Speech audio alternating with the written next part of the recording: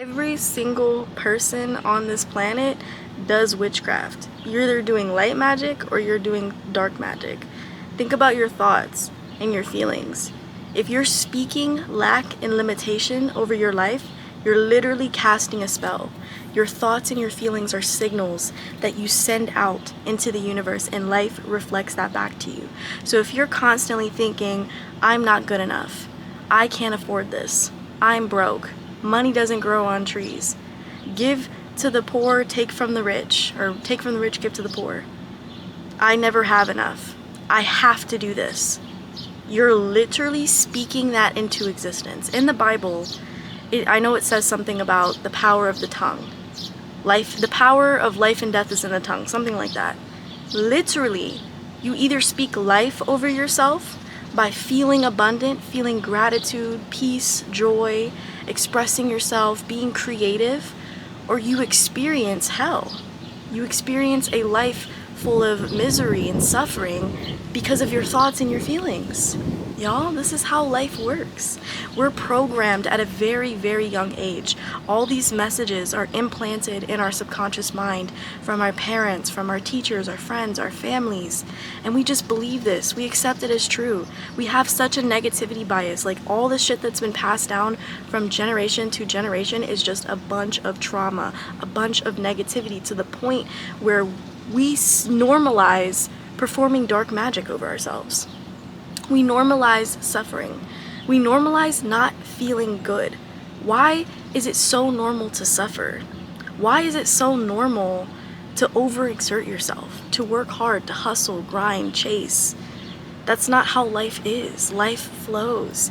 You see the seasons. We go from winter to summer to spring, and then back again. It's cyclical. Life is cyclical. It goes in a cycle. You see the waves in the ocean or on the lake. They just flow. You literally drop something in water and it forms the shape of that object because it just goes with the flow of whatever is given to it. You give a bunch of rocks to water and it's just like, all right, like, it just forms around it. Life has always been magical.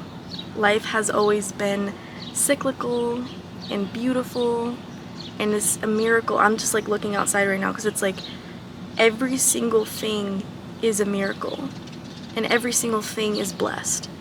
And so when you start to see life this way, when your perspective changes, you'll see that your reality starts to shift along with it. This is the power that you have as a co-creator with your reality. You're a co-creator because life is mirroring you. Now, life is not something that's outside of you. Nature is not separate from us, so I don't want to portray the illusion of separation, but what I mean by that is life is mirroring you. So in order for life to respond to you in the way that you want, in order for you to get what you want without forcing or hustling or grinding, is you just have to speak the language of the universe, which is energy.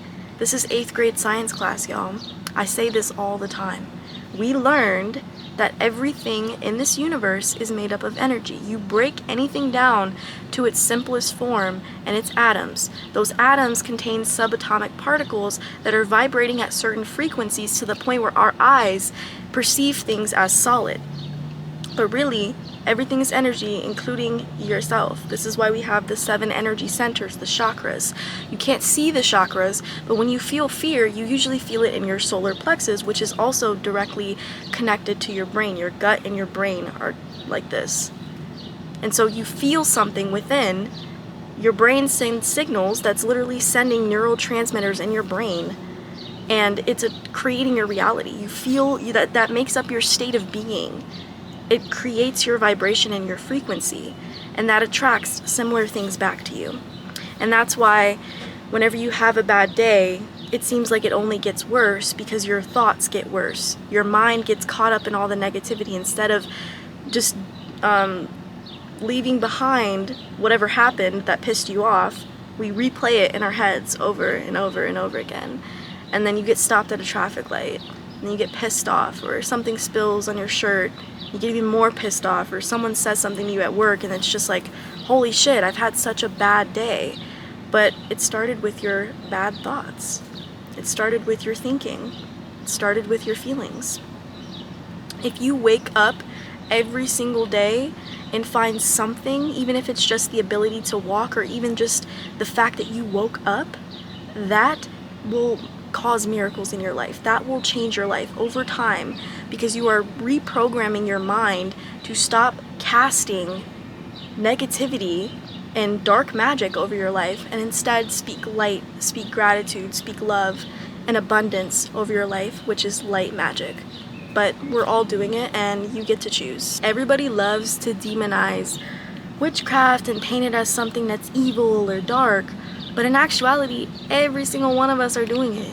Some people do use tools and certain practices to cast spells on people or to have negative intentions, but just because there's one bad apple, there's one person that has negative intentions and uses a tool to do something bad, that doesn't mean that everybody else does it. A car can be used to go drop flowers off to your girlfriend or boyfriend, but it can also be used to go rob a bank. Now, is the car the one that's bad, or is it the person with the intentions? Okay? Clock it. We are always creating with our minds. If you're thinking, if you have the ability to think, you are creating your life.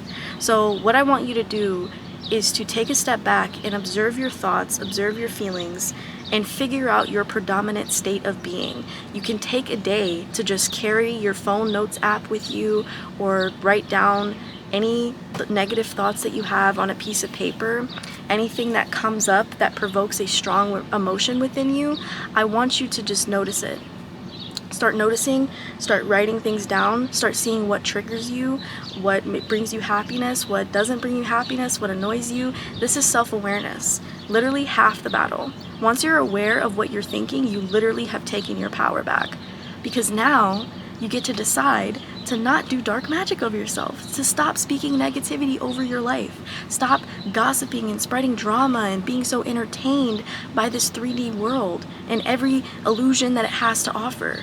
You instead take your power back, go within, and start asking yourself, what do I want to create? That's the second thing. Once you do that, I want you to ask yourself, what do I want? If this is my state of being, if this is how I'm thinking and feeling, what do I want? And is what I want aligned with what I'm thinking and feeling? And you'll usually notice that it's not aligned. If you want abundance but you're thinking in lack, how do you expect to attract abundance? If you want a new job but you're complaining constantly about the current one that you hate, you're not making space or room for that new opportunity to appear.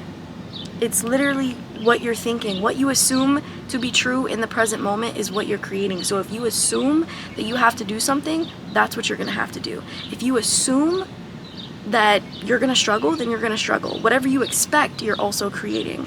Are you expecting abundance and miracles, or are you expecting struggle, lack, and limitation? Again, you choose. Make sure you guys click the link down in the description to join my 40-day Miracle Manifestation Challenge so that you can take your power back, remember who the hell you are, attract your dream life, and also help humanity in the shift of consciousness, in this ascension process towards the new earth, towards this new dimension of love. I love you guys. It was a very quick message. I just want to put that out there. Let me know your insights or your lessons down in the comments, and I'll see you guys tomorrow.